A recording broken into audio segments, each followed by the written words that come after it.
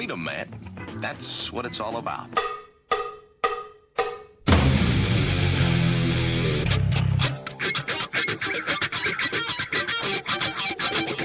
You've got to groove on freedom, like the good book says.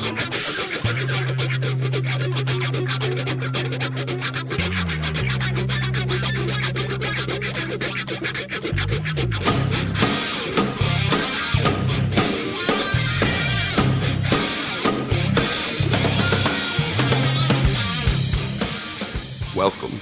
You are listening to What on Earth is Happening. This show will discuss the topics of human consciousness, mind control, natural law, the occult, and all issues that affect the freedom of the people of Earth. What on Earth is Happening will endeavor to shine light upon the darkness of our world and to offer empowering solutions to the problems we face as humanity approaches its critical moment of choice. And now, here is your host, Mark Passio.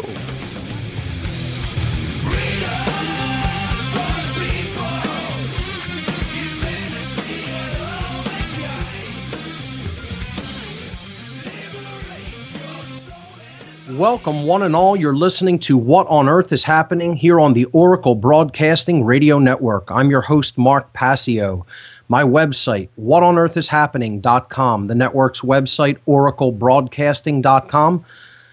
This show is live every Sunday from 5 to 7 p.m. East Coast time. That's 4 to 6 p.m. Central time. Today is Sunday, December 30th, 2012. This is the last show of the year. Hope everyone had a good Christmas. I hope everyone's New Year is happy and healthy. And we have a great show lined up for you here today on What on Earth is Happening. Really, it's going to be a call-in show. We're going to take your calls throughout the show. I do have a couple of concepts that I want to go over as pretty much reviews. But I want people's calls on where they see things headed in the next year and in the years to come, where they see the human future headed. And in their own personal experience, do they see humanity waking up and understanding the control system that they're embedded in and doing something to help to free themselves? Or do they see things rapidly, progressively growing even worse and the human family headed into even deeper bondage as the years move on? So you can call in and just give your take on that. Really, anything that you want to talk about is fair game for today. I would like to get some calls on people that took my homework challenge from last week that I asked people to do, a little social experiment in words, in showing how words are so obfuscated in our culture and the definitions of words are not clear in individuals' minds whatsoever. I did this experiment with a few people, with a small group of people, and I'll give my results on the air. And if anyone else wants to share their results, we can take a look at how people are doing as far as their general understanding. So the call-in number for the show, let me give it out here at the top of the hour, is 866-841-1065. Once again, the call-in number to join us here on What on Earth is Happening is 866-841-1065. That's toll free. I have a few event announcements, as always. The Free Your Mind 2 conference, rapidly heading toward us, only about 4 months out now. Coming up April 25th, 26th, and 27th here in the city of Philadelphia, a conference on consciousness, mind control, and the occult. Free Your Mind returns to Philadelphia in 2013 with a 3-day conference featuring top caliber whistleblowers from all across the country who will shed light on our world's problems and bring forward empowering solutions.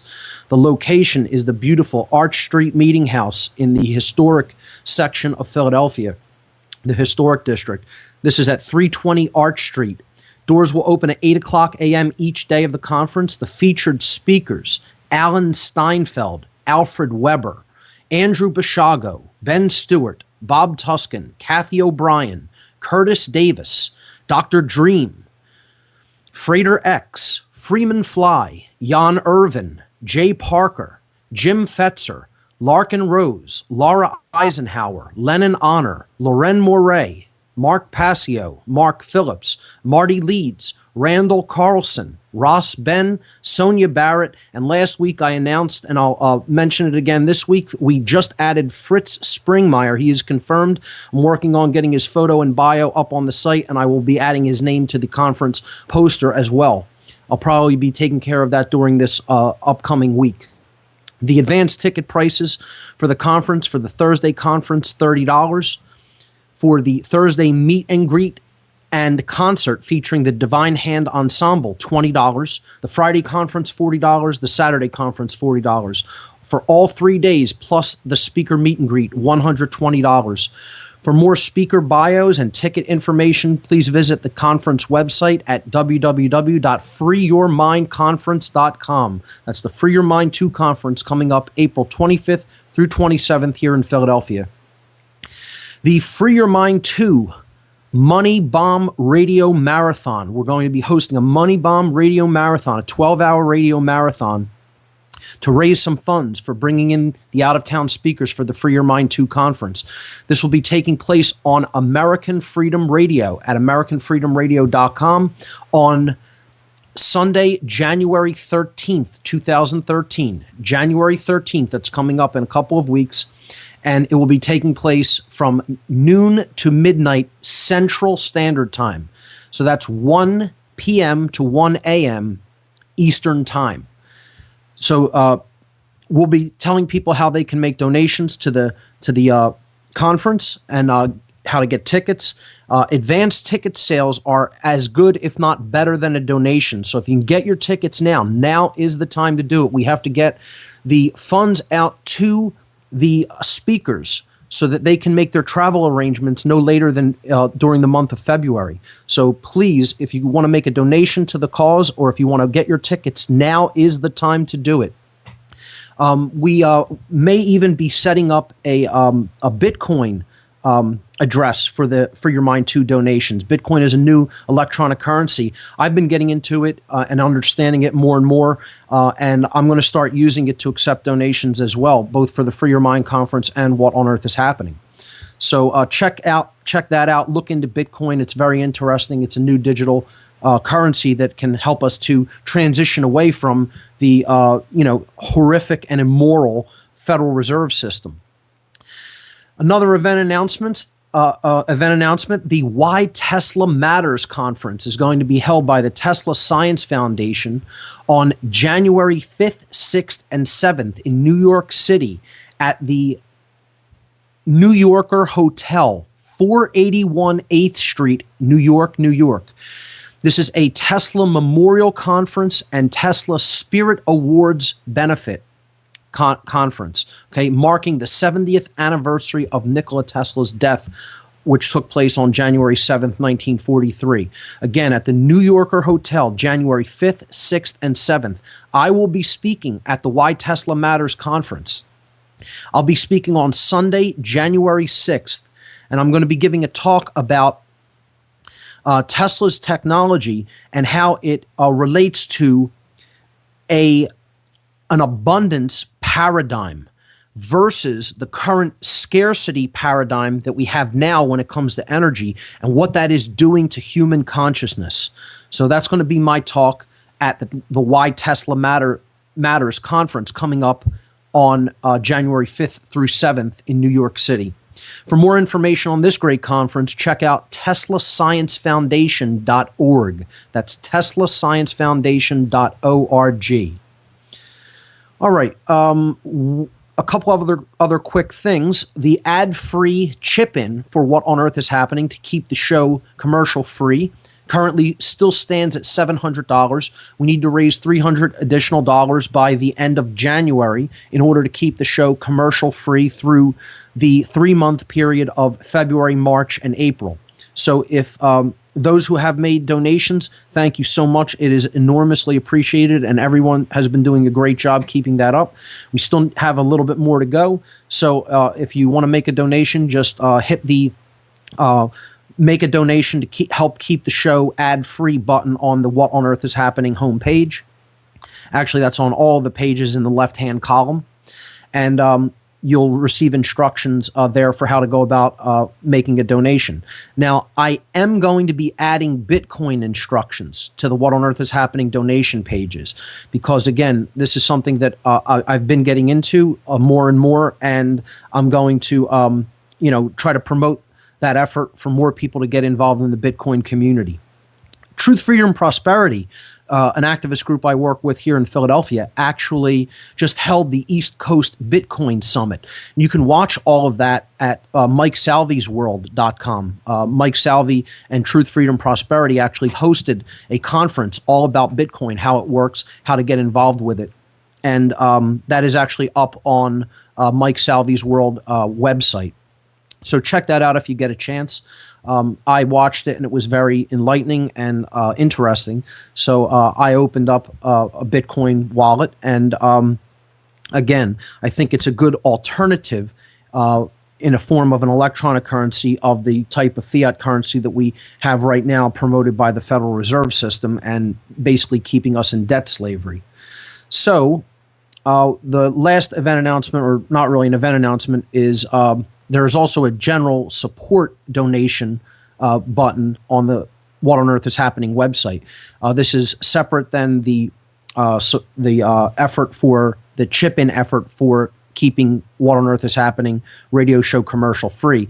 So those donation buttons are right on the left-hand column of What on Earth is Happening. And if you are in a position to do so, if you feel that there is value being given through this radio show and the work that I do, if you want to make a donation, any amount is welcome and very much appreciated.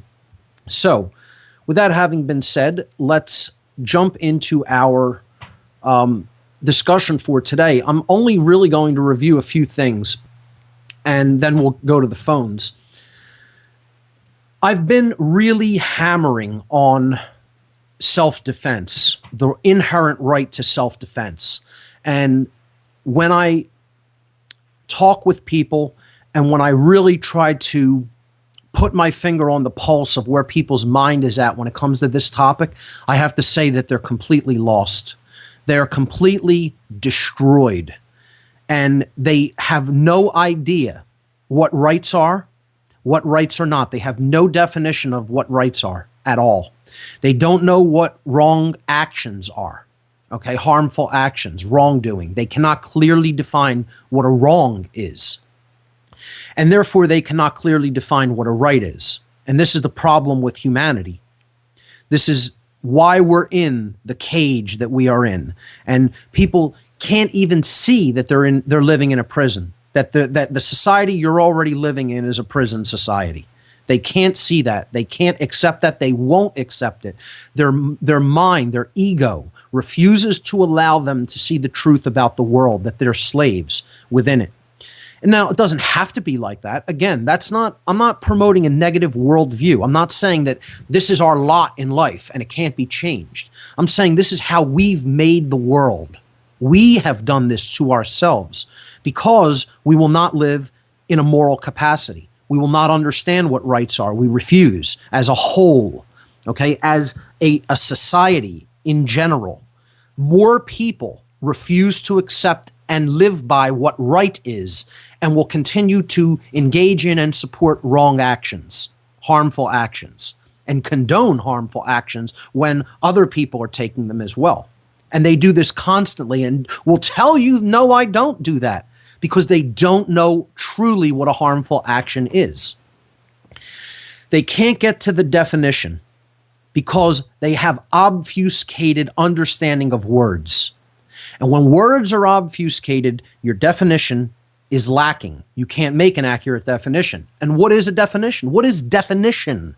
Definition is clarity. When we talk about the word definition, okay, from all of the possible things, you are explaining what something actually is. You're definiting, definite, not infinite, definite, okay? You are making something clear to to understand better that which it is. When you have a higher definition, you have higher clarity. That's why people want higher definition TVs, so they can be brainwashed better through higher clarity. Okay? Now, but seriously, when we talk about definition, a higher resolution monitor means that there is more clarity. Higher definition, more clarity. The resolution is better. Okay? That's what we're talking about when we talk about definitions. And I went over this last week, that the meaning of words is so obfuscated in people's minds that you can't even begin a philosophical discussion with them, because they're operating on a completely different connotative meaning of what they think a word actually means versus what its real definition is.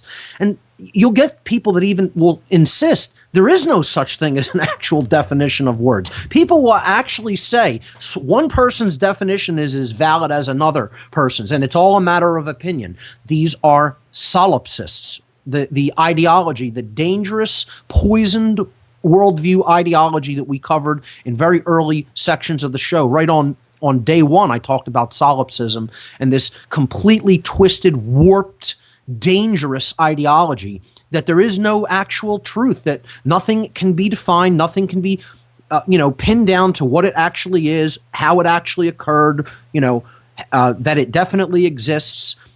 This whole New Age crap that there is no such thing as truth. You can never actually really know. You can never actually really get down to the 100% definitive truth of something.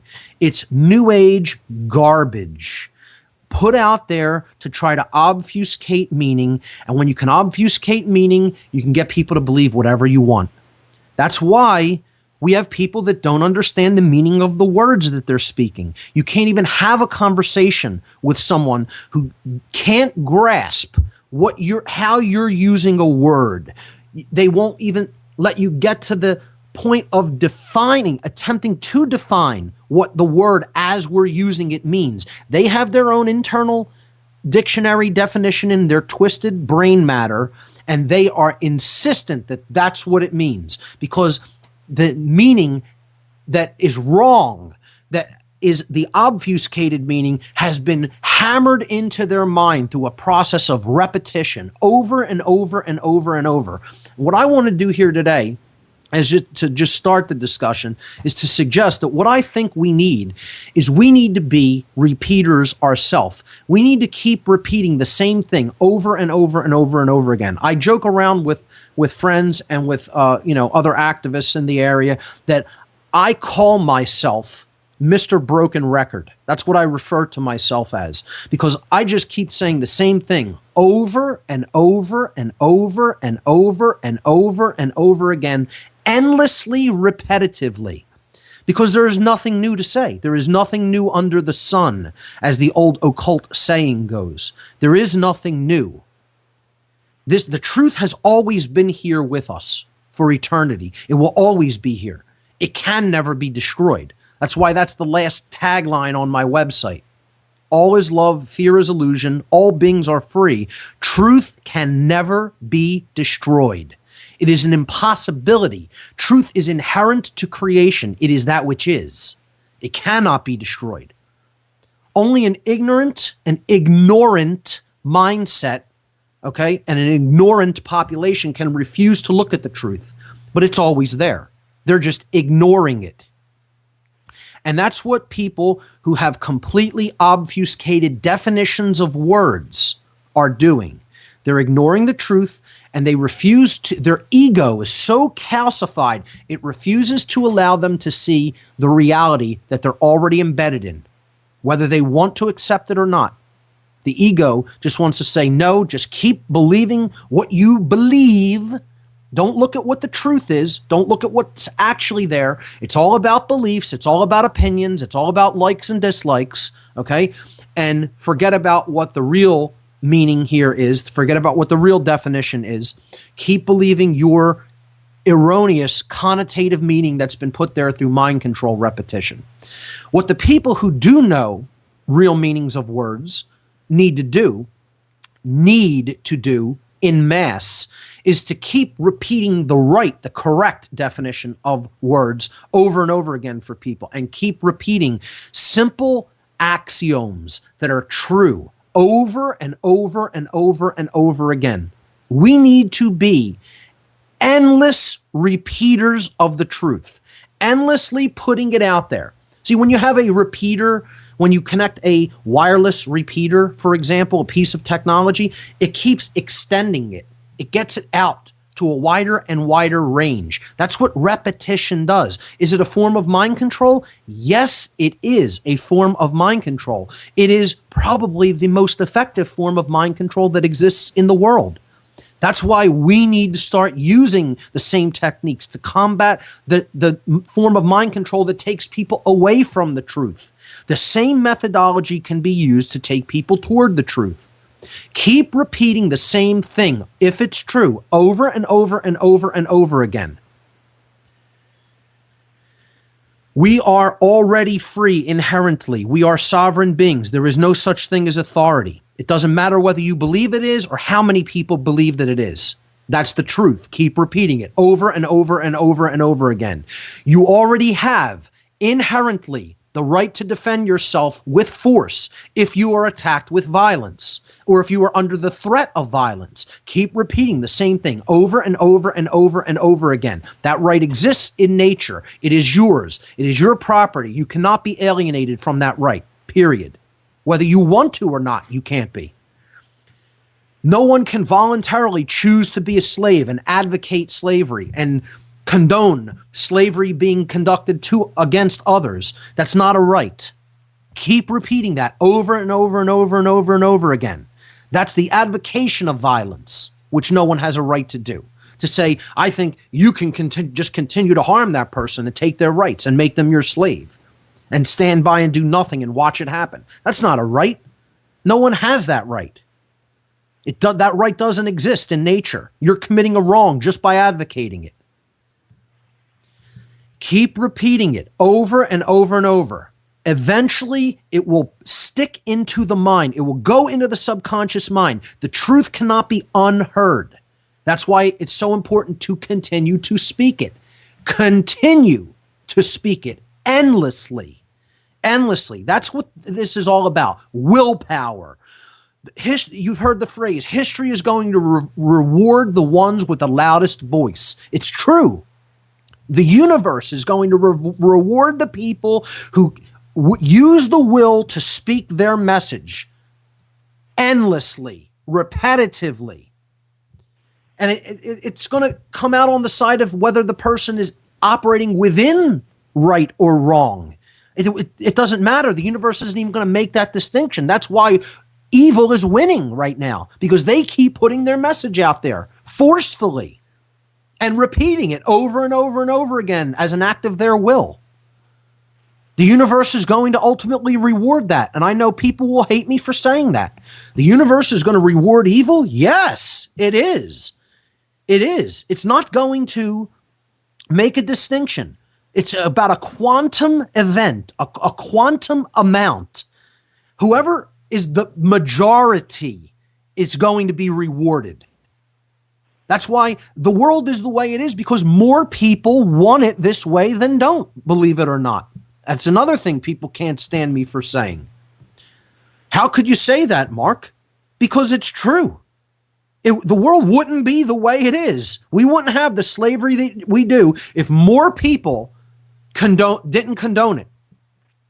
More people condone wrongdoing, theft, acts of slavery, acts of violence than don't. That's why the world is full of violence and slavery. If less people condone that, we wouldn't have a world based on that. But we do, because more people live that way and condone living that way. Is that harsh? Absolutely. It also happens to be true.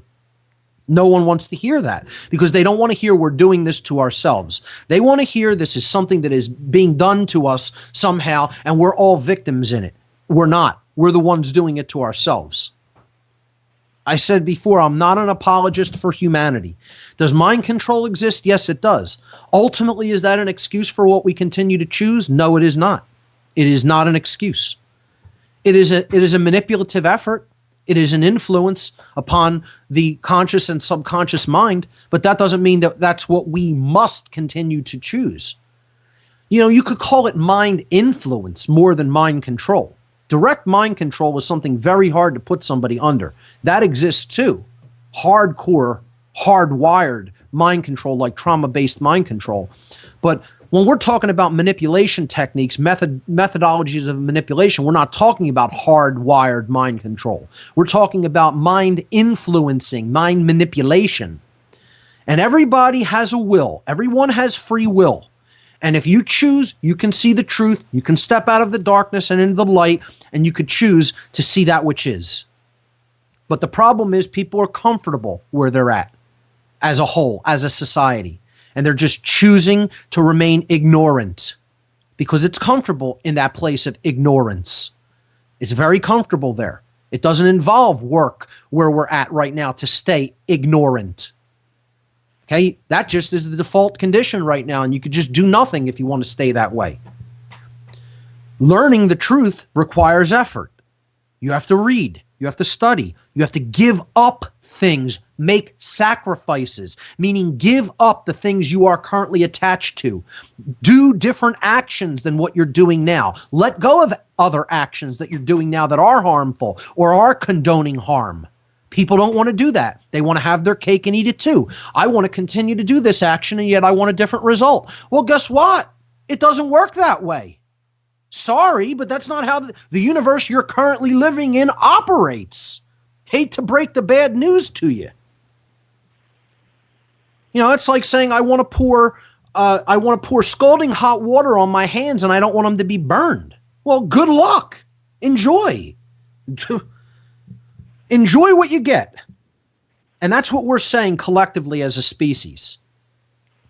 That's how retarded we are. We are retarded, meaning we have been slowed down. Our progress in consciousness has been retarded, means slowed, blocked, held back, stopped, thwarted from forward progress. That's what retardation is. And that's what we are. We are currently a species of retarded people. We have been retarded, held back. Because we've been held back from truth. And who's ultimately holding us back? We are. Because we won't give up the attachments, the egoic attachments. We want to have our way. We want to say theft is okay. And it's not going to affect me. The continuance of theft and the condoning of theft isn't going to keep me in a cage. We want to believe that. We think that we can believe that, and therefore it becomes true. And so what I wanted to do here is talk about, just as a review at the end of the year, harmful actions and what Earth really is, what Earth has become, not what it is eternally, not what it needs to be. It doesn't need to be like this. It does not have to be like this. The way that the planet is now is not an eternal requirement. It can be changed anytime we want to step out of the ego, anytime that we want to give up our ways that are attached to theft, okay? And stop supporting violence and stop supporting wrongdoing, wrongful action, which is all violent and all forms of theft, okay? And learn the one spiritual law, the one law of all creation. There is only one law. All moral law, all spiritual law, all natural law, they're all the same thing. It comes down to one law. All right, so let's do a brief review, and then I want to go to the phones and see if people did have any results about the little experiment that we were going to do regarding the word anarchy. I'll explain that before we go to the phones, but if you're taking a look at the slides that are posted with the on the radio show page and will also be posted with the podcast, you'll see that slide number 1 was the Free Your Mind 2 conference poster. Slide number 2 was a poster for the Free Your Mind 2 Money Bomb Radio Marathon coming up on American Freedom Radio on January 13th.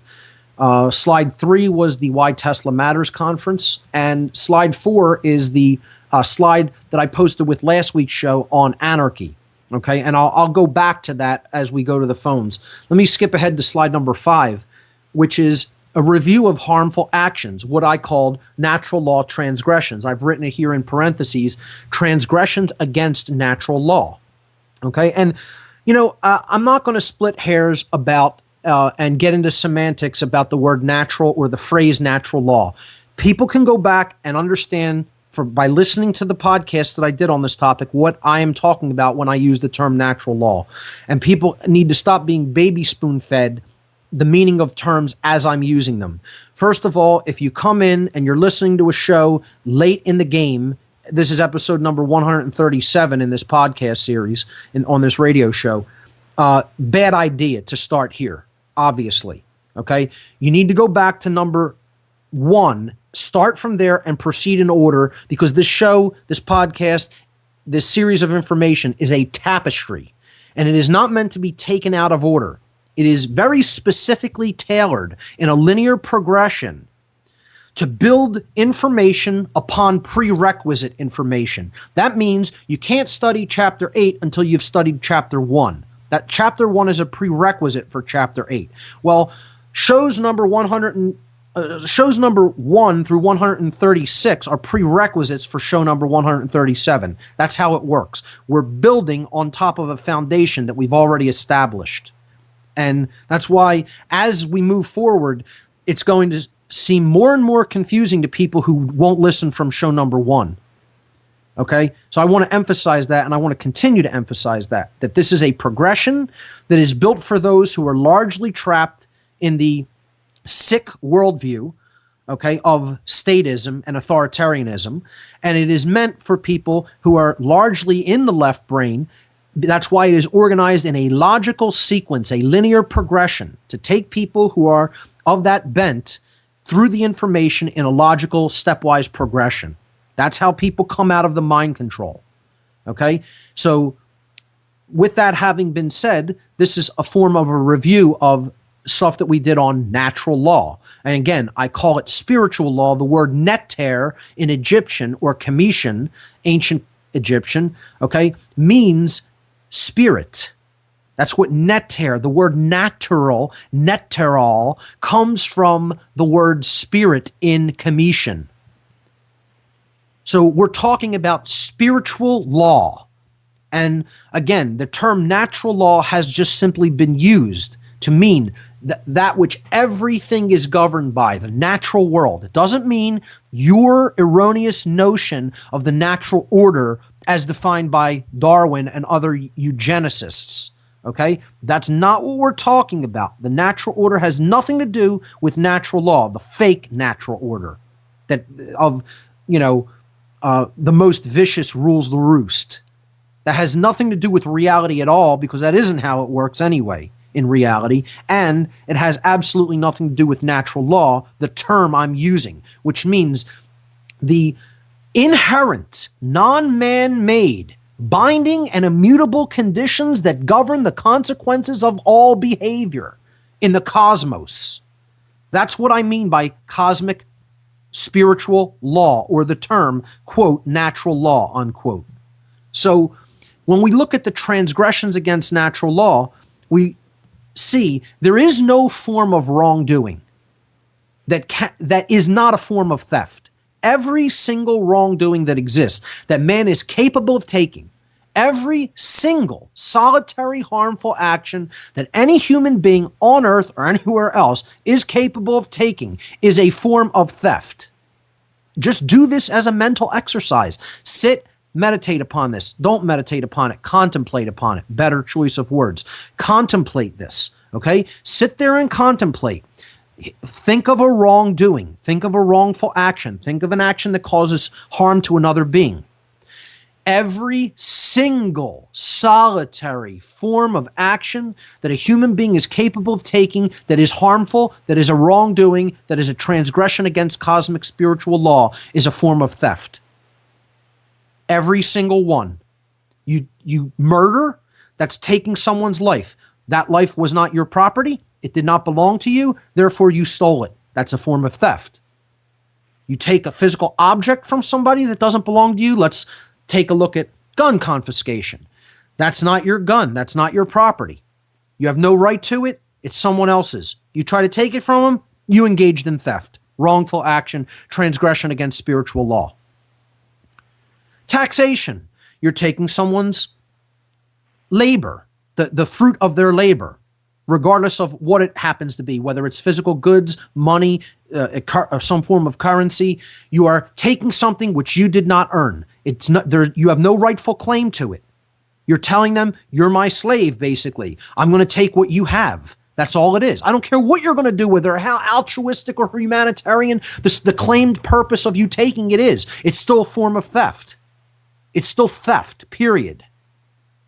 All taxation, property taxes. Either something's your property or it's someone else's property. I don't see how people can't clearly understand that, because their mind is stuck in Orwellian doublethink. They think A equals B and B equals C. You know, they can't understand the concept of A is A, B is B, C is C. They don't get that. Simple objective reality does not compute with them, because they just believe whatever the state says. That's all it is. They're a brainwashed statist, authoritarianist. That's it. They're an archonist. That's my new term.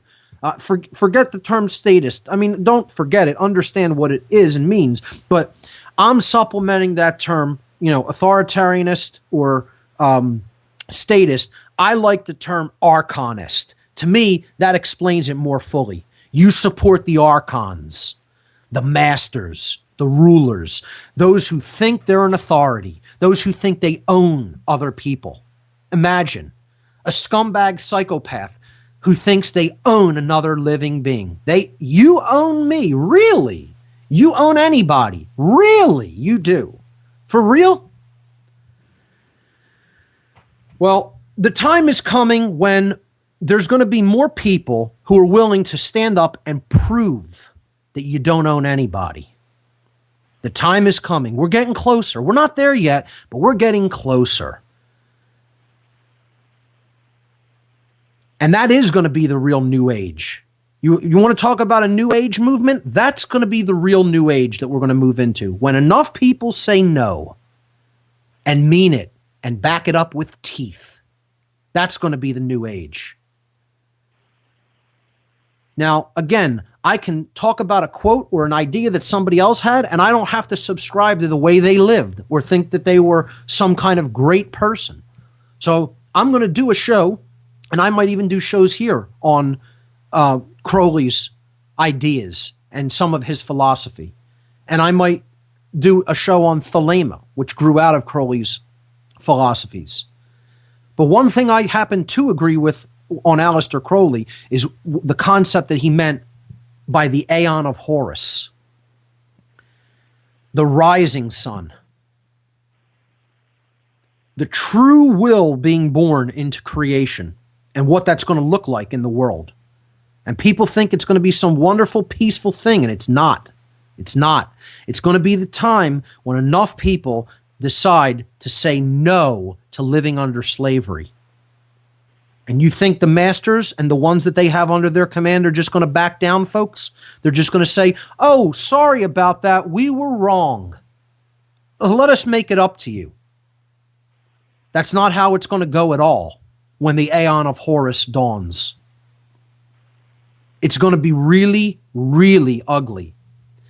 I don't believe in this new age nonsense of some cosmic spiritual enlightenment that's going to hit people like a big Satori lightning bolt all at once. There's no evidence for that at all. At all. What there's evidence for is that the will to power is growing stronger and stronger, and yet there's an undercurrent of a will to freedom that's also growing stronger and stronger. And that irresistible force and immovable object are going to collide at some future point. That's what I see the future holding, personally. To give you my take at the beginning of a new year, that's how I see this going. And I don't see it being a pretty thing. I see it being a bloody birth of something new and wonderful, but bloody nonetheless. Because you got to understand the golems, the trolls that these scumbag psychopaths have created. The trolls, the slime, they're not even human, these statists. They're psychopaths themselves. They only care about themselves. That's all they care about. Money is their god to a large extent. They care about nothing. They have no compassion for other living beings. They condone violence and theft. That's it.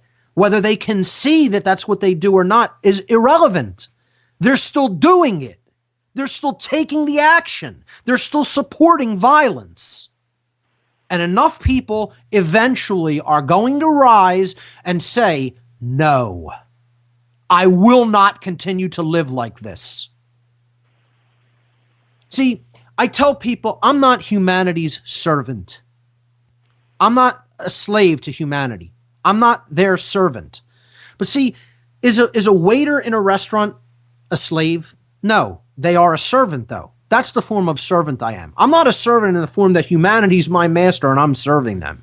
I am a bringer of information, of truth to people. It is up to them whether they take it, whether they take the plate from me and then serve themselves. You can bring them the food, you can't make them eat it. And think about it. It's called a waiter. And that's what I am. I'm a waiter. Welcome to Mr. Broken Record, the Waiter Show. That's what this is. I say the same thing over and over again, and all I'm doing is waiting for other people to catch up when they finally understand. And think about it. It means you're waiting, a waiter, a servant. So in that sense, I am a servant of humanity, but I'm not that they're not my employees. When you go to a restaurant, you know, your employees are the restaurant establishment owner. Therefore, my employer is the truth. And in this place called Earth, I'm a waiter. I'm a servant. I bring the truth to people. I serve that force. That's it. That's all. That's what I'm here to do. As far as attachment to the outcome of what the people are choosing on the menu, whether they're accepting what's being brought to them or not, that's not up to me. That's their karma. And people think I am so emotionally invested in this just because I put some passion into my voice and I get angry that people are daring to infringe upon my rights and other free beings' rights. Well, I should get angry, and so should you. It's called righteous anger. That doesn't mean I have emotional attachment to what humanity as a whole is choosing. Don't get it confused. Don't get it twisted. That's other people's karma, not mine. I've already made my choice and cast my dice. Okay? The die has been cast for me. I've chosen the right side. I've already chosen the winning side. Whether anybody recognizes that or understands it or not, the truth can never be destroyed. It doesn't make a difference if humanity is going to be destroyed. Truth will still exist. This is why these psychopaths hate themselves so much. They hate the fact that they are living in a universe where truth can never be destroyed.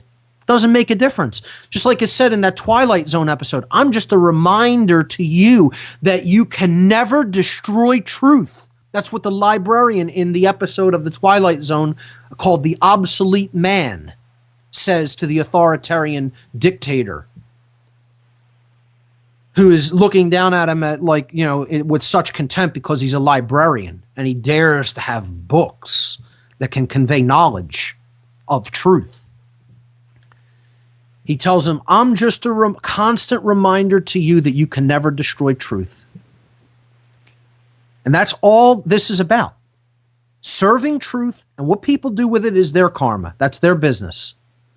So I don't have an emotional attachment to the outcome of this prison, because that's the other part I want to get to after we finish with the harmful actions, okay? And understanding every harmful action is a form of theft.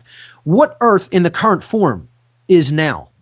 And again, it's not what it is eternally or what it has to be. It is not made to be like this for eternity. It's what we have turned it into, perhaps would be a better way of putting it. Okay? So do the mental exercise. Every form of wrongdoing is a form of theft. Whether you're stealing life, freedom, or property, think about it. That's why life, liberty, and property is what the Declaration of Independence was supposed to really be protecting or talking about standing up for.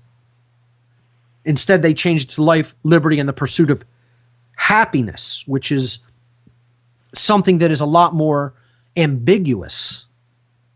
And people get into, well, what makes you happy? And that's different than what makes me happy. But property should have been kept in there because that's about ownership. Ownership rights. And there is such a thing. The people think that there's no form of property. You need to get your head out from up your rear end and understand there is property. That's what this whole thing is about. Folks, the whole thing is about property. What property is, what you have a right to own, and what you don't have a right to take. That's what this whole spiritual construct called the earth is all about. Property rights. You own your life, your freedom, your rights, and the physical things that you happen to be using, your property. And there is such a thing. It's not a construct. It exists in nature. Property is not a mental human construct. It exists in nature. It exists in nature because it's based upon rights. And this is what people got to get through the thick skull. The calcified ego that is just like, it's like an 8-inch bone inside the brain. You know, it's just hardened into just stone instead of there being any real active gray matter there. Literally. That's why people are blockheads. They're blocked. They've been made into retards, retarded. Is that harsh? Yes, it is. It's extraordinarily harsh. I'm not talking about people with specific, genetic or degenerative conditions. I'm talking about people who otherwise are in good health, but their brain is burnt. Of their own design, of their own choosing. They have a burnt brain. And again, this isn't going to get any more pleasant, folks. I'm not here to be your friend. I'm not your friend. I'm not here to be your friend. It's not a popularity contest. I'm not interested in being liked. I don't care whether you like me. I'm here to serve truth. That's it. I'm going to be increasingly vitriolic, more vitriol. I talked about that before. That's an alchemical concept. Visita interiora terrae, rectificandum, inviens occultum lapidem. That means visit the interior of the earth, and through rectification, through making it upright again, you will discover the hidden stone. Purification, making it upright, rectify it. It means go within yourself, go within that calcified ego, break it down. Vitriol, acid. I'm not about pleasant speech, in case you couldn't tell from day one. We need to be more vitriolic. Stop being apologetic for speaking the truth to morons, to idiots. You need to pour the acid upon them. Vitriolic speech imbued with righteous anger. That's the approach I think is going to be most effective. Forget placating their ego. This is new age bullshit, folks. Placating people's ego. Baby spoon feeding them something that is true, that they don't want to see. And in the meantime, advocating violence and the abuse and usurpation of other people's rights. And you're going to baby spoon feed them with nice speech?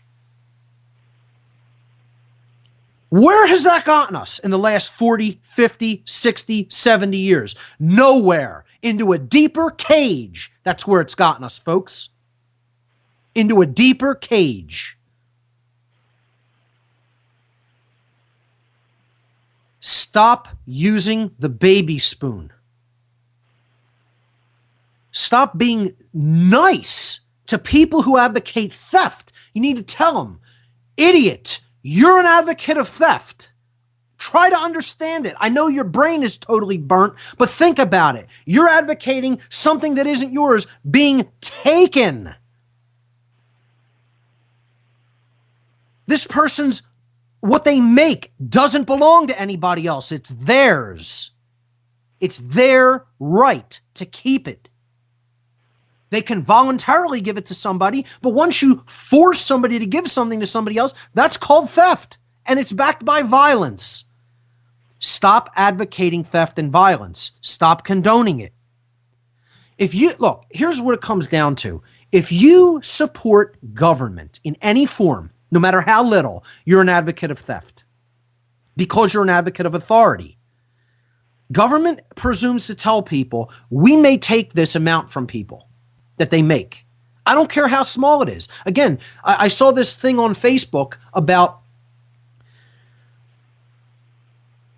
slavery is often defined as 100% of someone's labor and property being owned by someone else. Someone having a right to take, somehow being magically imbued with a right, quote unquote, to take 100% of somebody else's, the product of their labor. And then it posed the question, at what percentage is it not slavery? Is it not slavery at 90% of taking the product of someone else's labor or property? Let's say you leave them with 10 and you take 90. Is that not slavery anymore? How about 50%? Will we not call it slavery then? What about at 20%? I'm just going to take 20%. You can keep 80, but I'm taking 20 of what you earned or made. Is that not slavery anymore because it's only 20%? What about 10%?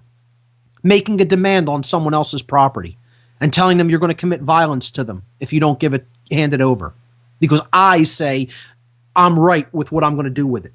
Therefore, I have the right to do as I please with it and confiscate it from you by violence. At 10%, is it not slavery? What about 1%? Does that suddenly magically make it not slavery anymore? You gotta understand property rights. Property rights. Either you have the right to have property or you're a slave. Either you have a right to keep property or you're a slave. And that's what we're living in. We're living in feudalism, slavery. That's all forms of government are. All forms of government are feudalism, slavery. That's it. That's all it is. There is no such thing as an amount of government that will be good. This magic number. Oh, we're going to reach this magic ratio of control and freedom. Yeah, that's going to be constitutional republic over here on this imaginary political spectrum, and that's just the right mixture of slavery and freedom. Please get out of your own head. Get out of the head cage, because that's where you're at. That's what you're in. You're in the head cage. Deep in it too, because the ego doesn't want to let it go, and you want to continue to advocate and condone theft.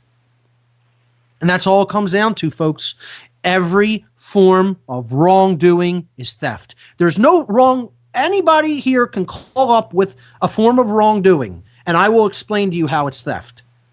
All you need to do is think it through, and you will understand anything that you have no right to do is a form of taking something from someone else. That's it. And that's all you're here to learn. So life is property. Rights are property. Freedom is property. And I put this down on slide number 5. Really study it. That's a very, very powerful message, what is up there on slide 5. Print it out. Look at it. Study it. Give it to other people. Ask them what they think about it. You have to understand that. You have to stand under this principle. The principle that is put forward here is above you. It's above me. It's above all of us. It is natural law. By definition, we stand under it. Whether we accept that or acknowledge it or recognize that or not, we are understanding natural law, meaning we cannot stand above it.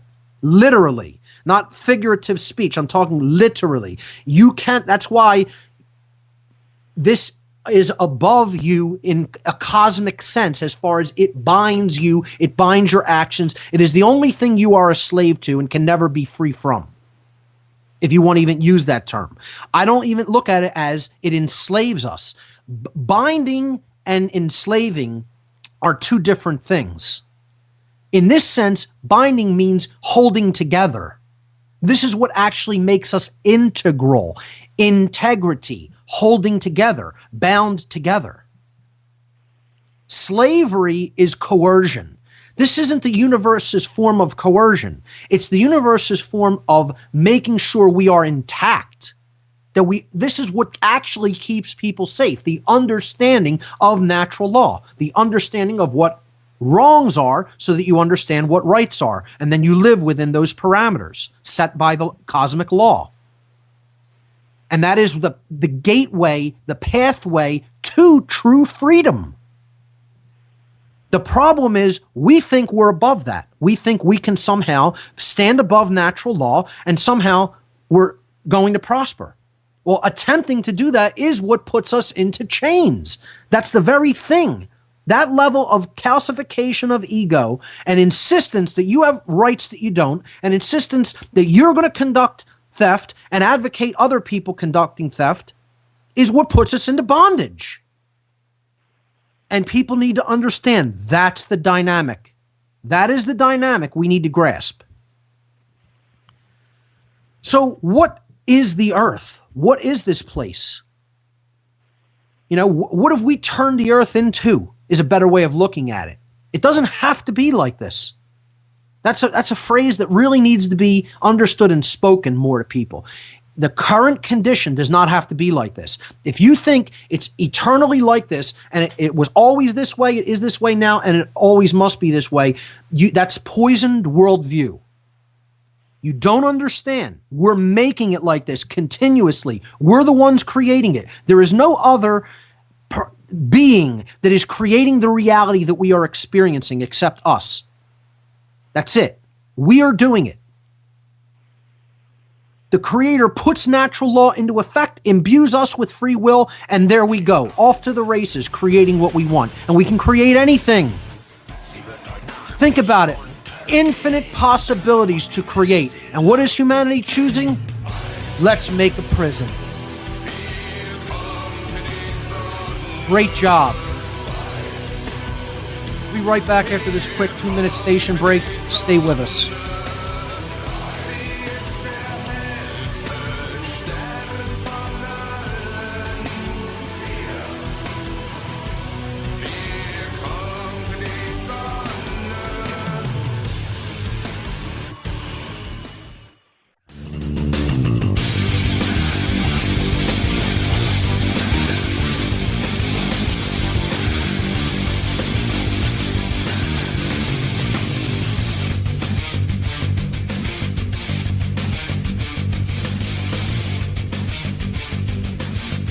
Welcome back, everyone. You're listening to What on Earth is Happening here on Oracle Broadcasting. I'm your host, Mark Passio. My website, whatonearthishappening.com.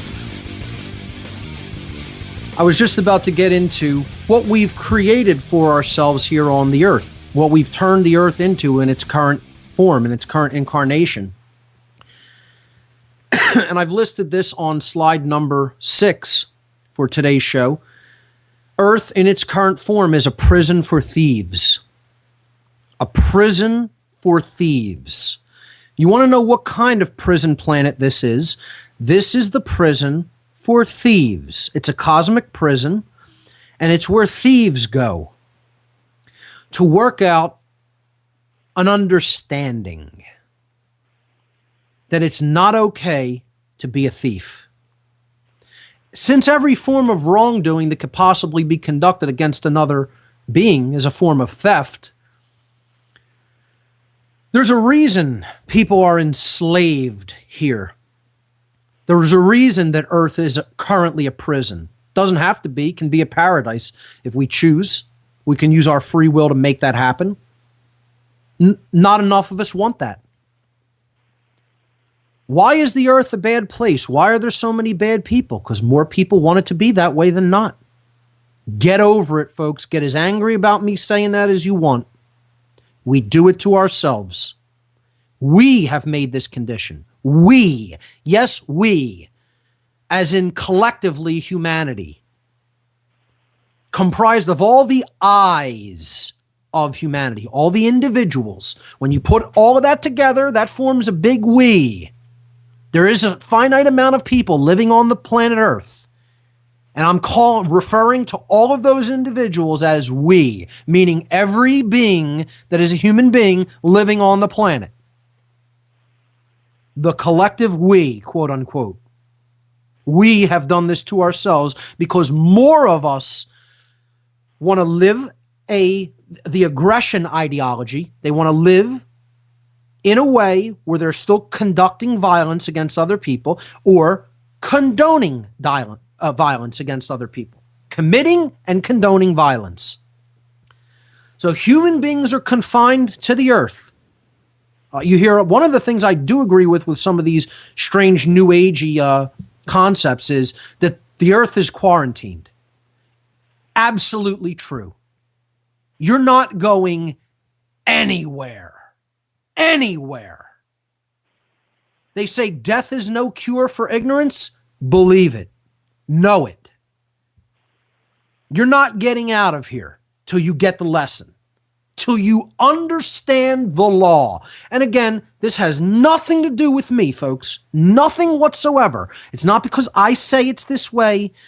I understand this. That's all. And I am, in that sense, I am absolutely not special. I am not any more privileged. I have no magical powers that anyone else lacks. Okay? There's nothing that inherently makes me different that I can grasp this and somehow it magically eludes other people. I am not different in that capacity. I just happen to understand it. I happen to have a grasp of the non-aggression principle and the one single spiritual law. That's it. And the one law, all natural law, can be summed down into one phrase, 2 words. 2 words, 9 letters. 9 letters with an apostrophe. Don't steal. That's it. That's it. Understand what your property rights are. Understand what they're not. Don't take that which doesn't belong to you. The end. The end. I don't know if anyone has actually really condensed it down that succinctly. That's what natural law is. That's what the whole earth right now in this current incarnation is about. It's a prison for thieves, all people who want to continue to be a thief, who want to continue to steal, who want to continue to advocate theft. And you're all here to come to an understanding with creation, with natural law. Understanding, meaning you're going to continue to be held bound in this prison, chained here by your own free will choosing. Nothing else is holding us in this prison. Nothing else is continuing to make this be a prison except our own erroneous use of free will. That's it. We don't know how to consciously create, and therefore, through our ignorance, we're creating unconsciously. We will continue to exist imprisoned on the prison planet called the Earth, the theft prison, the thief prison, okay? Until we stop committing theft and stop condoning other people from committing theft. Stop condoning that action. Stop committing it ourselves and stop condoning that other people be allowed to be thieves with impunity. That's it.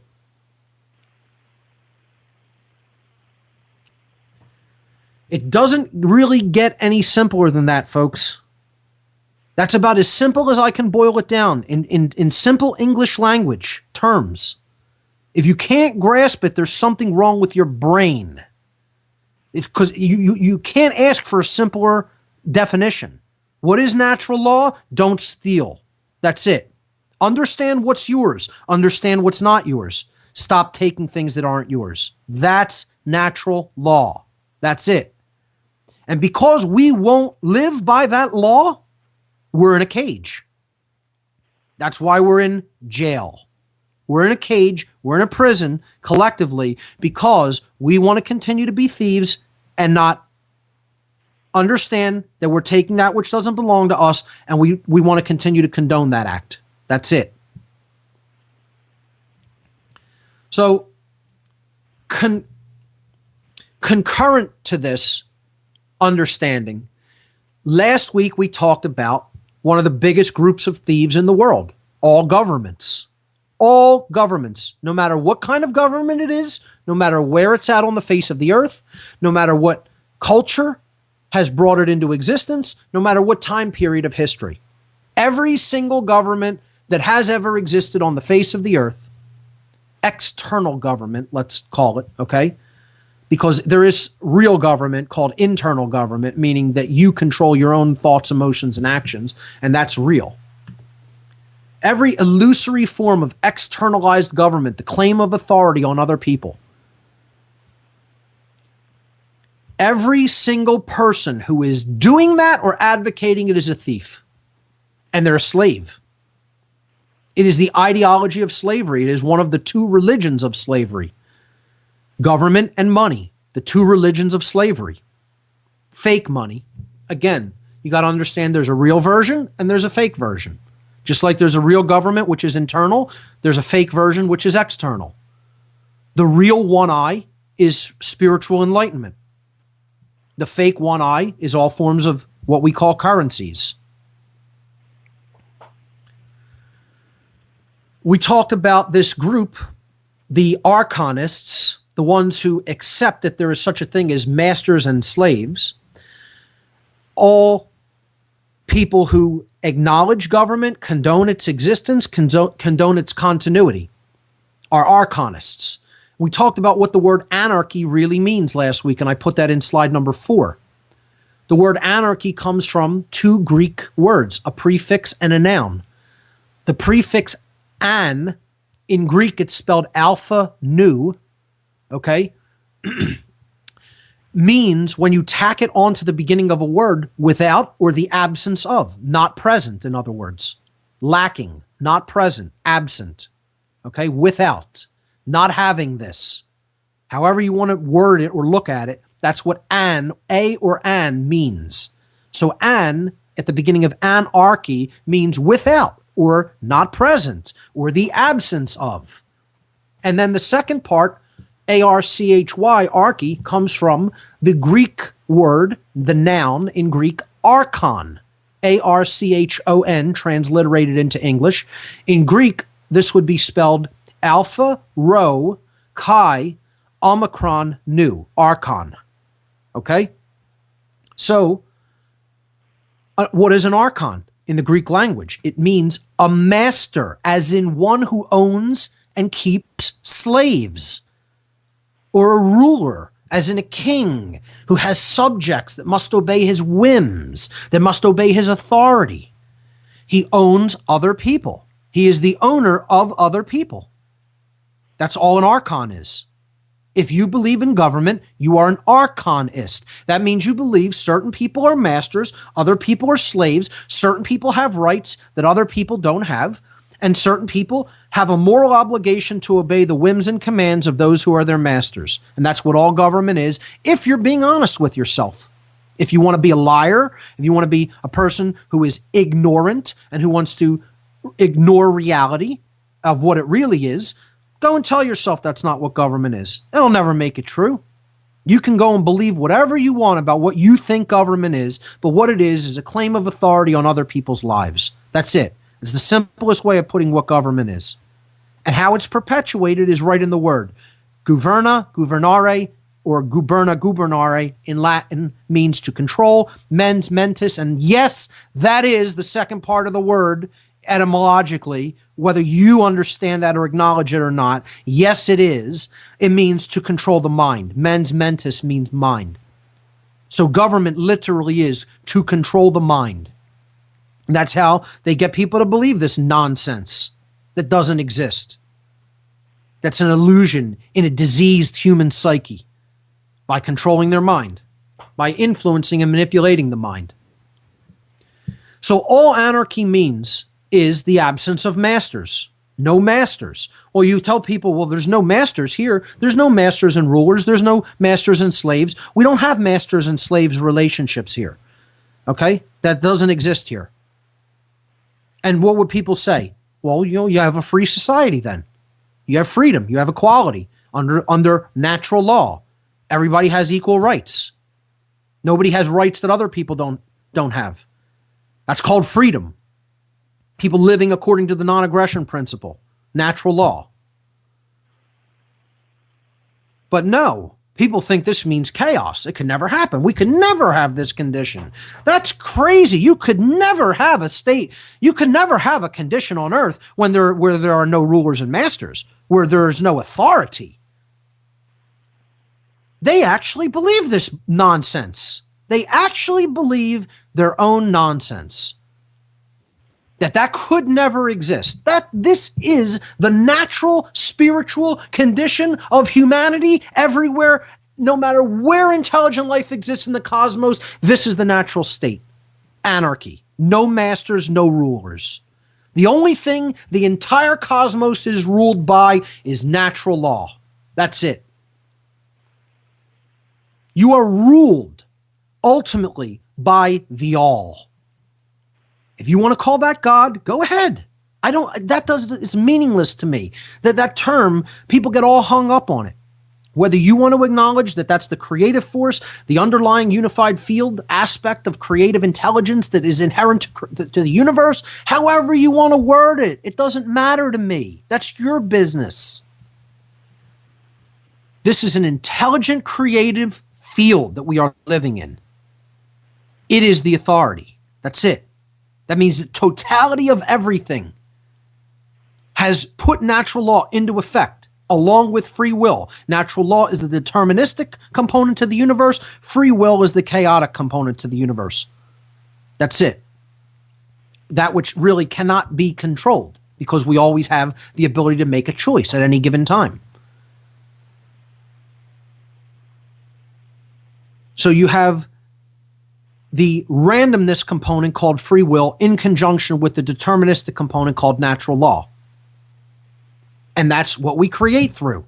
Do we guide our free will in conjunction with the law that ultimately governs and binds us and determines what the experience we get as a result of our behavior is?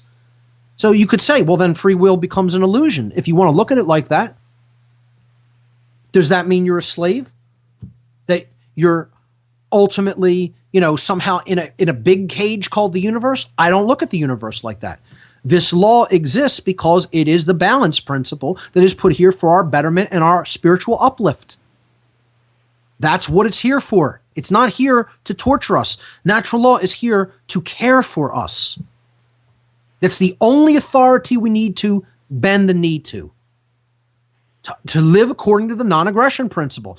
Stop putting your ego over other people's rights. Stop believing that you can condone theft and somehow that's okay. That's called justification. You're trying to create a right that doesn't exist by saying it's okay for violence to be conducted here. No, it's never okay for violence to be conducted. Don't get that confused with the defensive use of force. Understand, the non-aggression principle goes hand in hand with the self-defense principle. If you're being accosted with violence, you have an inherent right already to respond with defensive use of force. That's it. It's so simple, it's stupid. It's so simple, you have to be such an idiot not to get it. I mean, people should be horrifically ashamed of themselves. Don't pat somebody on the back and go, oh, dear, there. It's so terrible that you don't get it. No!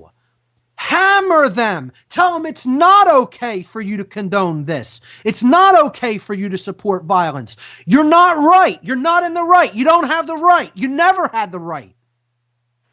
Get out of your ego. Get out of your head. Start understanding what violence is. Start understanding you don't have a right to it. Start understanding what wrongdoing is. Start understanding you don't have a right to it. Stop acting like a child. Stop acting like an ignoramus. It's not okay. It's not okay. This New Age approach needs to go, folks. It needs to go. It's junk. It's junk. It doesn't work. People are not getting the message.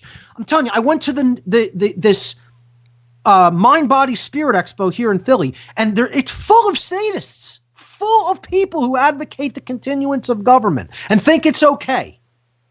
They don't understand the non-aggression principle at all. At all. At all. And they call themselves spiritual. They call themselves spiritual. They don't get it at all because they've bought a lie. They've bought this junk lie that enlightenment is all about my happiness. It's all about me being as elated as possible at all times of the day and never letting anything disturb my field of energy around me so I can hold the space. You know what to do with that? You know where you can cram it. Okay? It's bunk. The whole thing is just I call it the last cul-de-sac before the gold mine. They're not getting spiritual gold. They think it's never about getting angry about anything. They think it's always about being happy at all times. Let me tell you something. Enlightenment is not about your happiness, folks. If you believe that, you believe New Age bunk religion. Enlightenment is about getting pissed off when you see that we've built a prison here out of all infinite possibility that we could have created. It's about seeing all the dirt that exists in the world and recognizing it for what it is and being honest about it. And it's a destructive process. It means the truth is coming in and destroying the lie. And you're seeing, as the room fills up with light, that there's feces smeared all over the walls. Okay? That's what enlightenment is. This New Age idea of enlightenment is junk. Junk. And it needs to be rejected.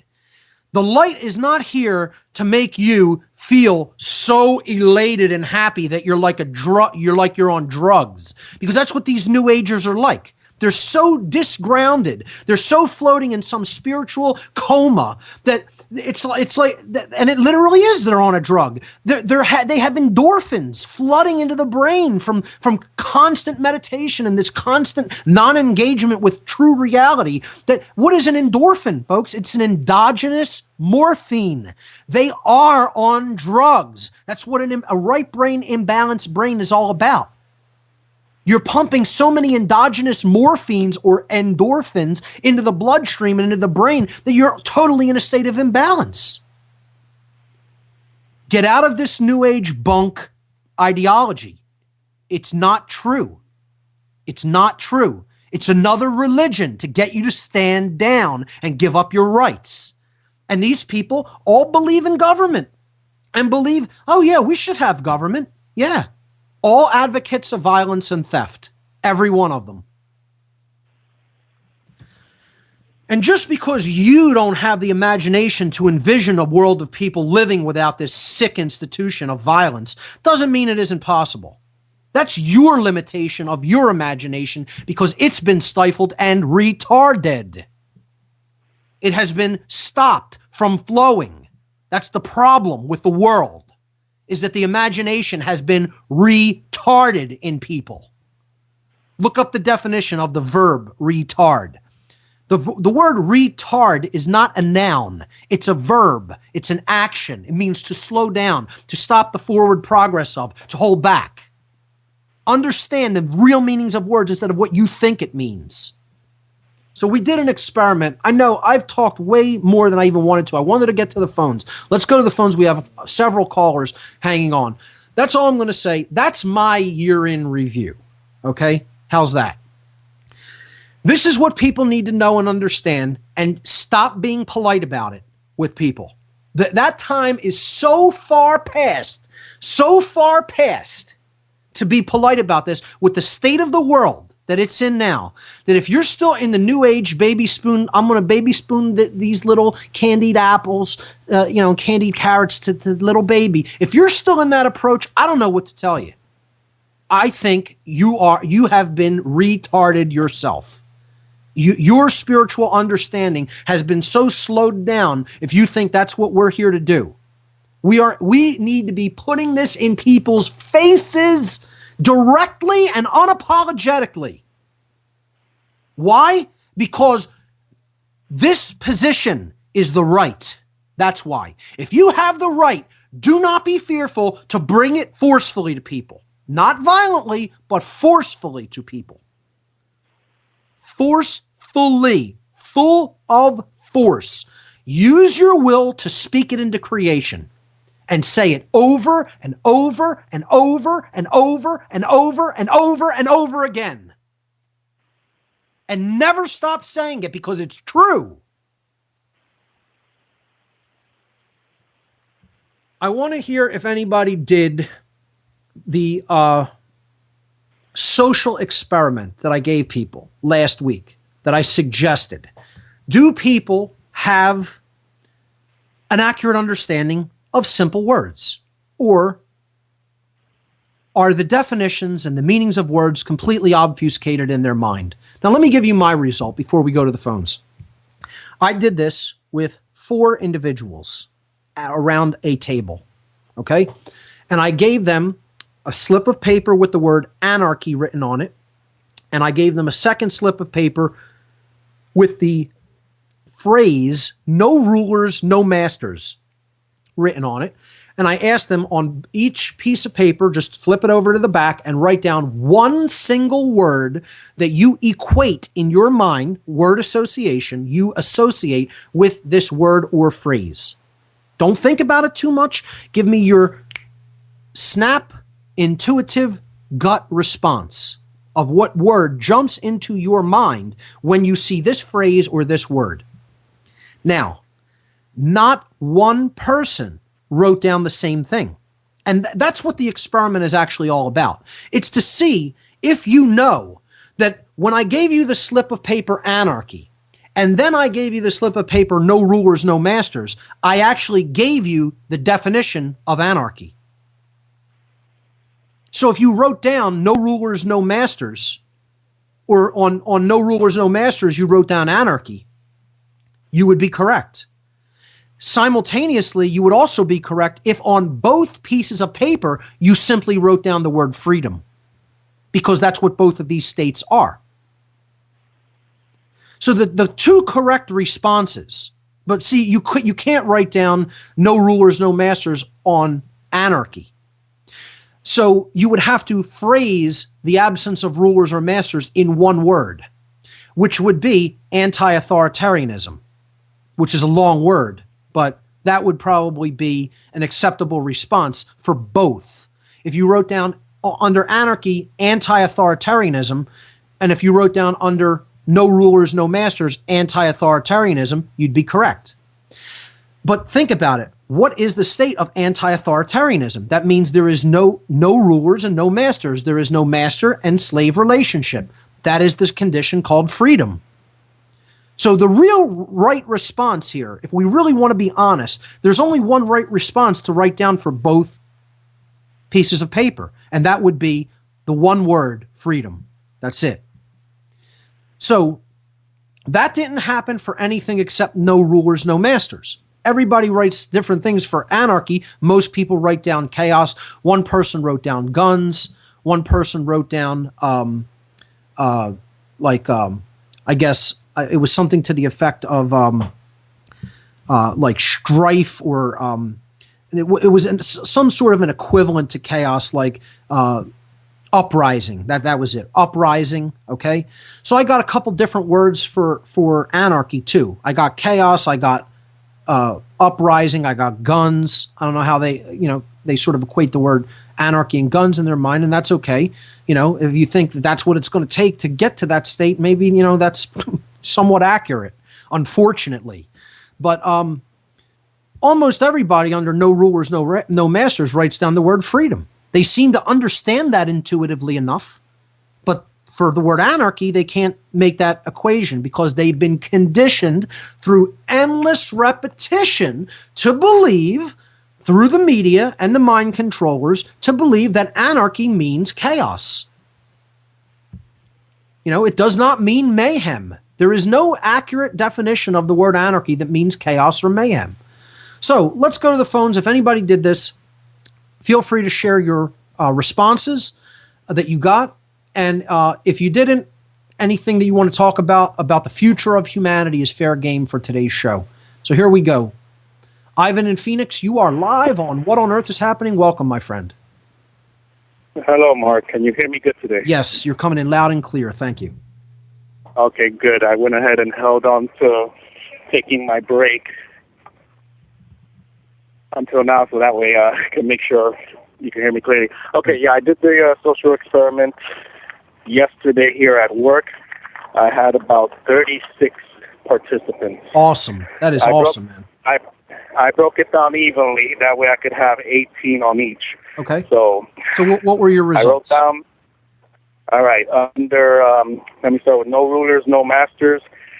I had 11 that were pretty good answers, and then the remaining 7 were, just people who had no idea. They wrote down love, selfish, relief, school, college, Well, let's say love isn't a bad answer for that. That's fine, because I also agree that is the state of love. Absolutely. So that's pretty good. All right. So how many wrote freedom? How many wrote down freedom? Okay, I had 4 who actually wrote down freedom out of 18. Wow, that's pretty interesting. You can make it 5. You can make it 5 because 1 wrote down no slaves. So okay, well, that's 2 words that they kind of went against the instructions, but okay. All right. Well, so, I only told them basically just write down the first thing that comes to mind. Okay. So I wasn't I instructed people to write down only 1 word when I did it, so that confined their answer on the other side. But that's okay. So, and 1 person wrote down love. That's an interesting and what I would call a correct response. What else? What other responses did you get for that phrase? Okay, under no rulers and no masters, these 4 I lumped together, which were pretty interesting. I got lost, confusion. Whoa! All right, hold on. Take them one at a time. Lost. Imagine lost. That. With no rulers and no masters, they pick up lost. Wow, like a pet. See how? Do you see the worldview of people? Yep. Some people, literally like a domesticated animal. That's the first thing that came to their mind. They didn't even associate it probably with themselves, but it tells you what they really think about themselves. A domesticated animal, and then, lost. Oh man, that is telling, and that's. I feel very, very. My heart just goes out to somebody who's in that mindset. Lost. Yeah. Wow. Okay. What other words? Another word was confusion. Wow. So the same thing as lost. Wow. And see, here is the actual internal state. Okay, that they believe you have to have an external master to keep from happening. Confusion is actually the result of internal non-rulership. When there's internal anarchy, that's a bad thing. You need internal monarchy, controlling the self. See, and they equated the state of no rulers and no masters with confusion externally in society. There would be confusion everywhere if we didn't have rulers and masters. Imagine that this is where people's mind is at. At least this was the majority. These 4 people put things down like this. What were the other 2? All right, crime. So that's like an effect. Only rulers and masters prevent crime. Of course, you need a master for there to be good behavior. You need a master for there to be nonviolence. Absolutely, didn't you know? Oh, these people are sick. Okay, what else? And then the last one was again they put 2 words, but no brain. So I guess brainless. If you have no rulers, no masters, brainless. Oh my God. Folks, do you see, this is a great example. Do you see where some people are at? Can you see where most people are at, I would say? I mean, this is brainless. You are brainless if you believe that you're not a slave. Wow.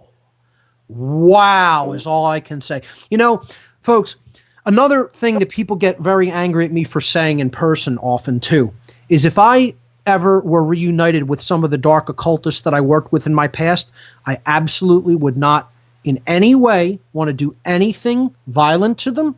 I would absolutely not want to even speak harshly to them. I would go up to them.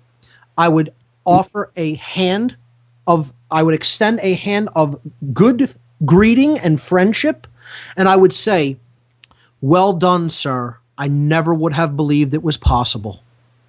That is how I would greet my former occultist cohorts, whatever you want to call it.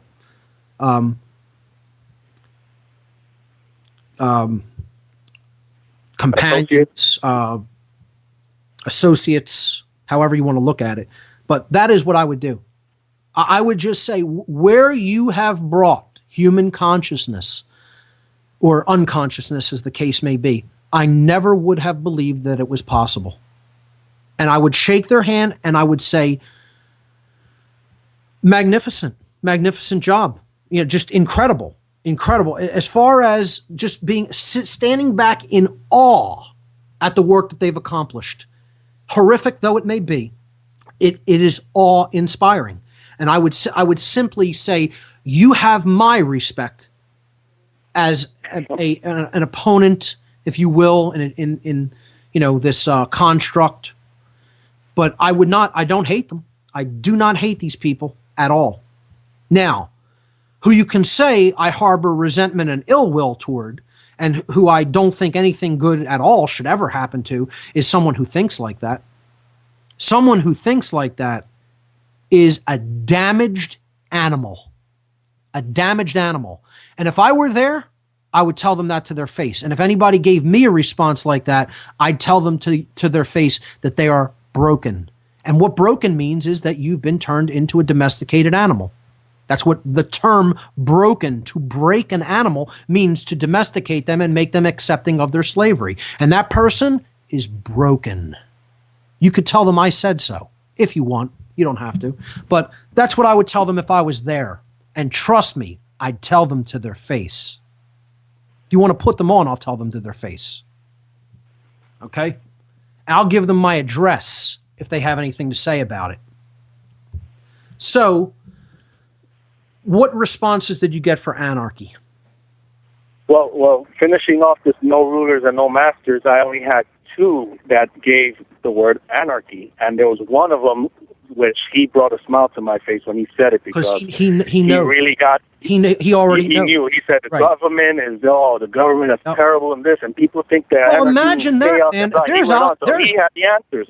Ivan, there's obviously an Al Qaeda operative there. I mean, come on, somebody who doesn't think they're a slave, put him away. I mean, that's a dangerous person in society.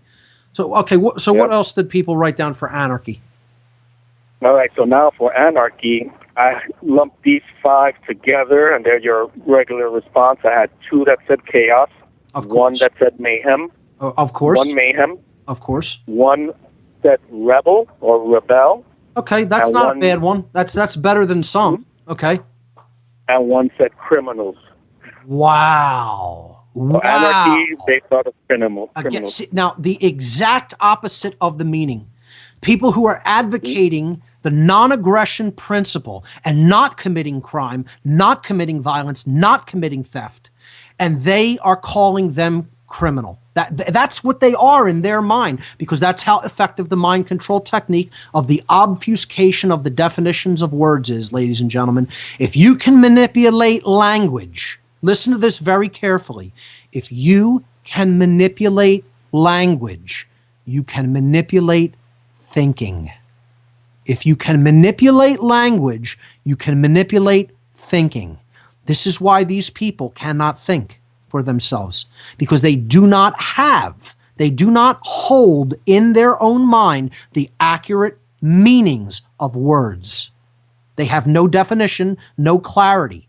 The world is made of words. Ideas are made of words. If you don't understand the words you are speaking, you are creating unconsciously.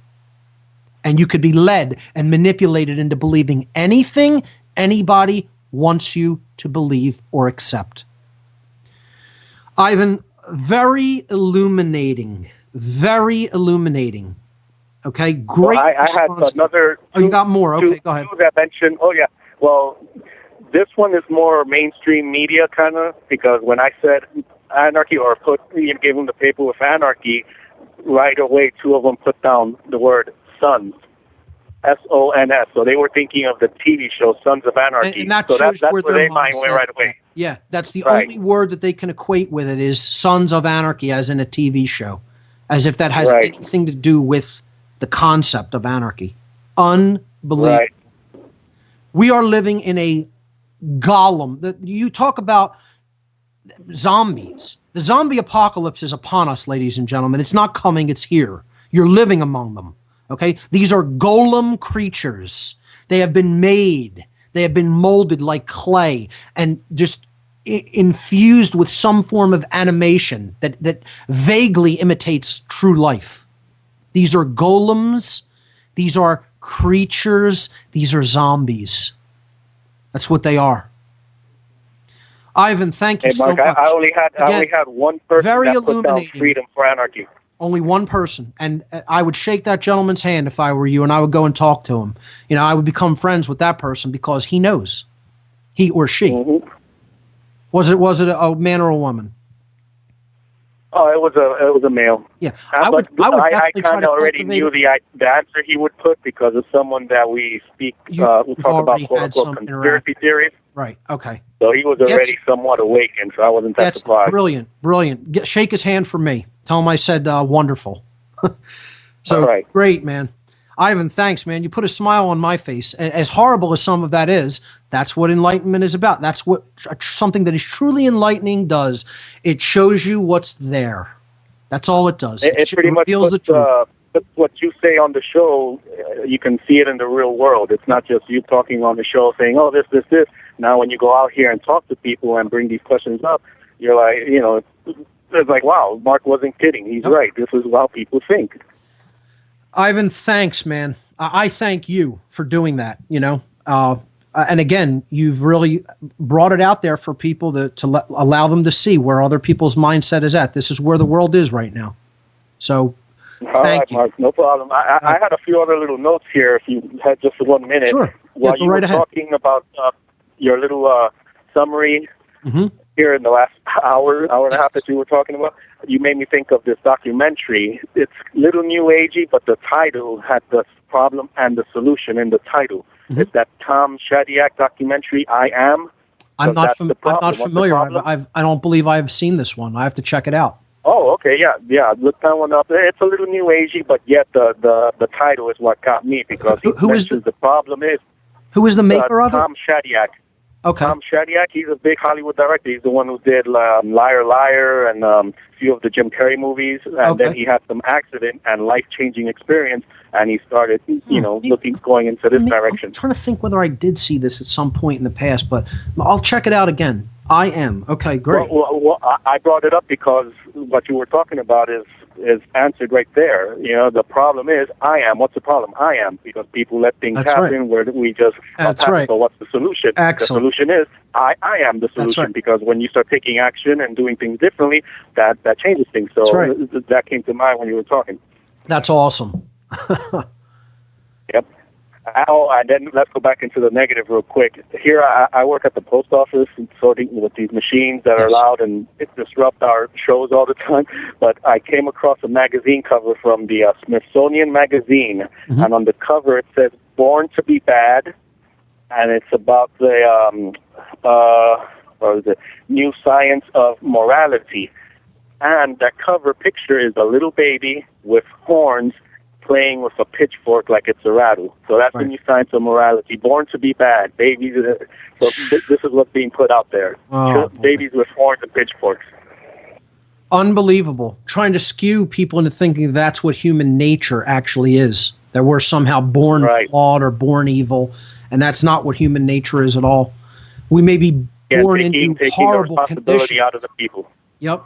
And we may be born into horrible conditions, but even that's no excuse for condoning violence and theft. You know, the truth is always there. Everybody knows what wrongdoing is because they've been on the receiving end of it, and they know what it feels like, and therefore you know that it's wrong to do that to others. And that's all it really comes down to. And we have to stop making excuses for people. Ivan, phenomenal call as always, my friend. You have a great new year. All right, you too, Mark. And I look forward to seeing you in April, but I'm sure we'll talk plenty of times before then. Definitely. You take care, my friend. All right, you too. Bye. All right. Great. Let's go to another caller. Caller from the 905 area code. You are live on What on Earth is Happening. Welcome. Hello. Yes. What's your name? Hey, Mark. This is Lucas from Canada. Lucas. Ontario, Canada. Welcome. Yep. Thanks. And I asked two people this social experiment.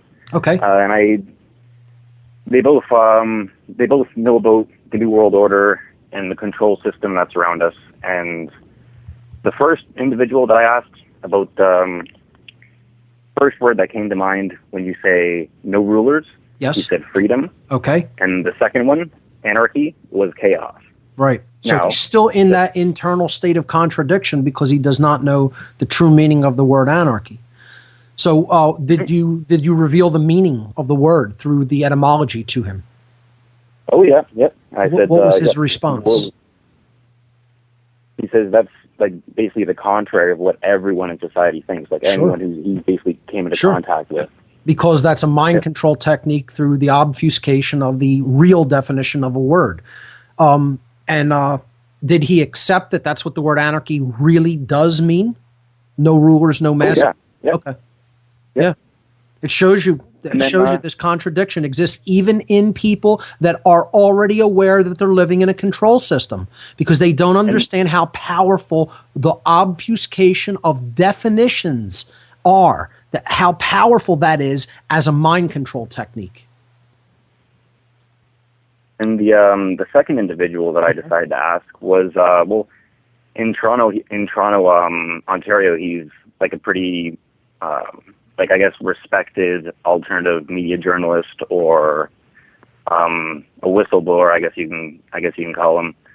And I asked him first, what's the first word that comes to mind with no masters? And he said bullshit. He said any group dynamic works like that, and there's always going to be someone who ends up on the top.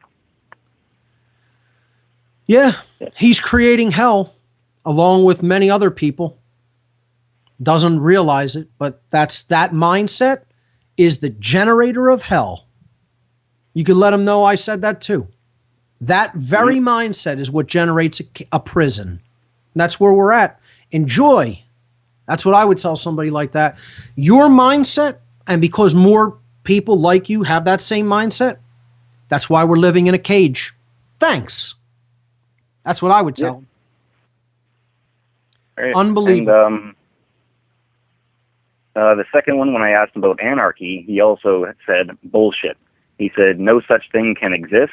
You might as well be talking about dragons, fairies, and unicorns. It's a nice theory. You know when it'll exist? I'm going to tell you when it's going to exist. When there's no more people like that person in the world, then it will exist. Chew on that. Let him chew on that. That's exactly when it will exist. And that state is going to exist. It's going to happen.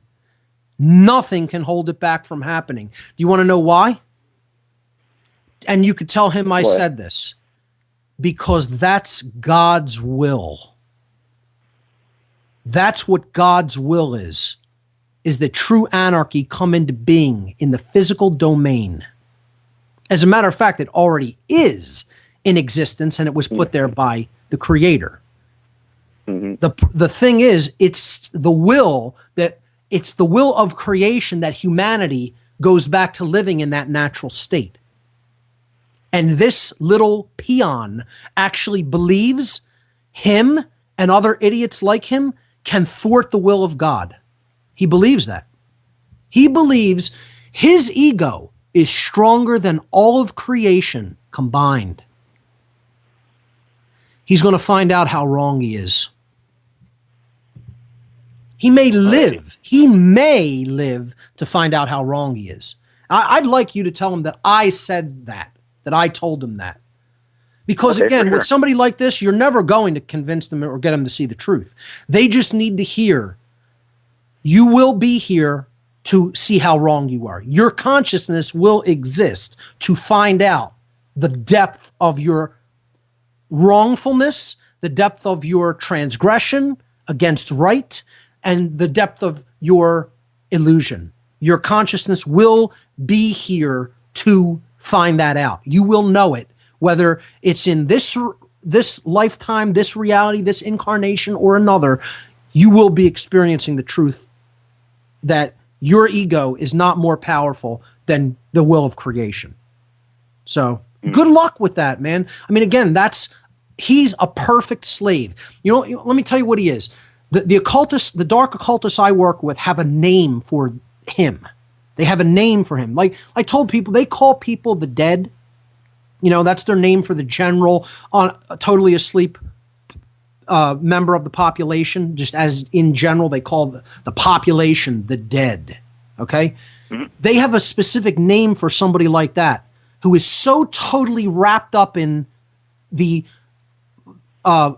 aggression ideology, and that it must always be like that, and that there must always be masters and slaves, and that anarchy is impossible to achieve. Okay, they have a name for him because that is the end result of the perfection of their mind control techniques, and the name for him that Satanists, dark Luciferians, dark occultists call that individual is the new man. That's their name for him. They have a special term. They call this individual the new man. It is their creation. They have made something that the creator didn't make. They made it as the gods of this planet. They made this ball of sewage that they fashion into a golem, okay, and imbue it with thoughts that aren't its own, and tell it what is and what isn't, and it accepts like a computer program, this golem creature, this complete ball of sewage that they've molded like clay. And that's what he is. He's the new man, according to the dark occult. That's a term. Understand that term. That's essentially what it is. You can do research on it too. Other people have brought this out. I've directly, enacted with people who have used that term as Satanists, telling people we are making the new man. He is being made as we speak in society. That is what they call him. He is their new man because they made him. For all intents and purposes, that's what the powers of a god, small g, are. You can make someone in your image and likeness, and they've made him in their image and likeness at a much, much lower and less powerful level. But his mindset is the baby-fied version, the little miniaturized version of their mindset. And they made him, and they call him their new man. And that's what he is.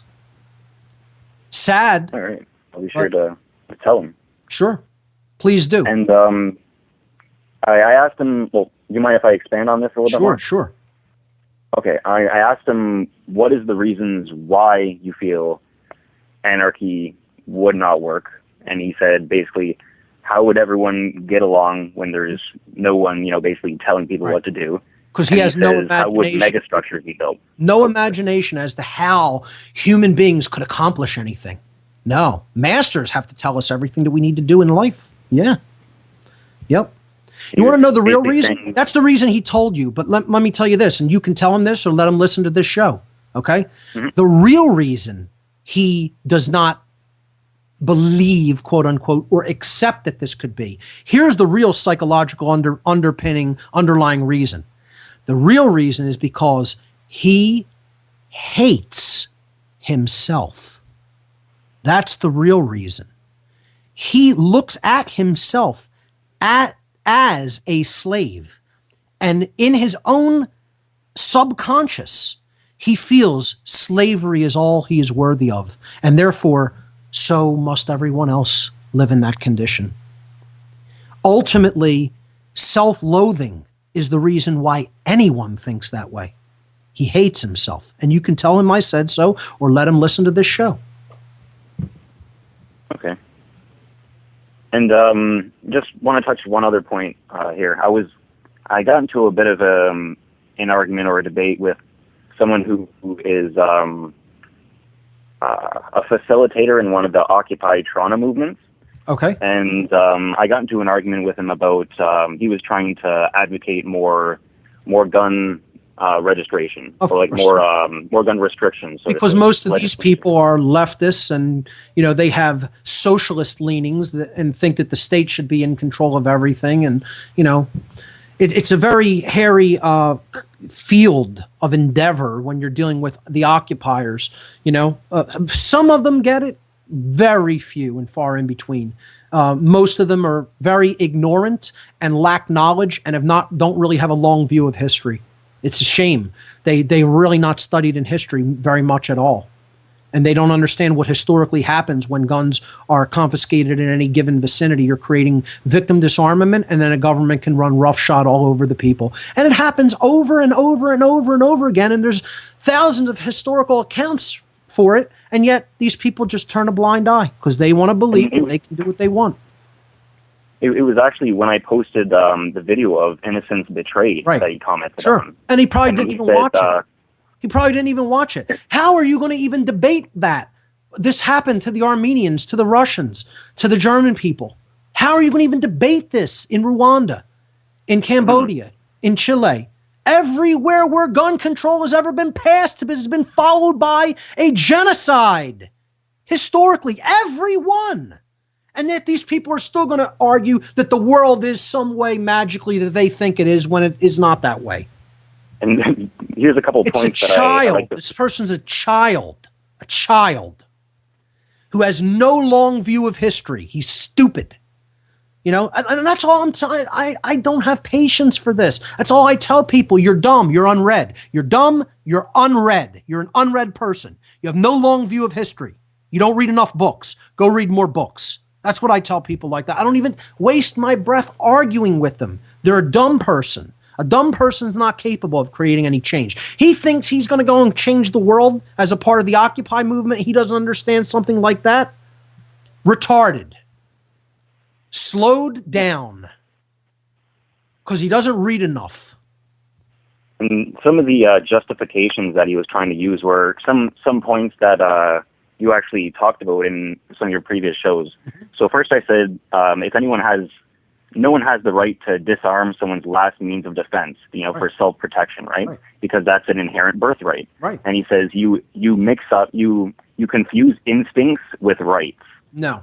He's basically saying what he doesn't understand is what property is, and he is an advocate of theft of property. He believes also that certain people have special rights. And I tell people, please explain to me how anyone gets a right that I don't have.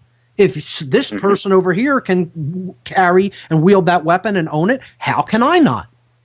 And no one can explain this mechanism to me. Maybe someone will enlighten me in the future. How can a right be born into existence that someone else doesn't have? Either every single individual has the right or no one has it. And they're all the same. There's no special rights for special individuals. Every single person has the same exact rights. And he doesn't get that. He doesn't understand that because he's an advocate of theft. And that's all he is, a simple advocate of theft. He's condoning violence, and he doesn't get it. That gun control is gun violence. It's people coming with guns saying, give me your guns. He says he's a pacifist. That's what he said. He's another sickening, deplorable ideology that if anybody is I don't even want to hear from pacifists. I mean, if you, again, this is more self-loathing. If you hate yourself so much that you would say, I'd rather be killed than defend myself with force, I don't even know what you are. You're not a human being. You're some kind of a degraded animal. I mean, imagine this ideology, this sick, twisted ideology of self-loathing called pacifism. You have to be joking. You're going to sit there and take violence conducted to you? What are you going to try to do? Curl up into a ball? You're going to run away like a little boy? Please, grow up and grow a pair. That's all I would say to him. He doesn't care about himself or his rights or anybody else's rights. There's no self-love. It's all self-loathing. Self-loathing. Well, thanks for the call. Great points that you brought up. I'm going to take one more caller before we end the show. Here we go.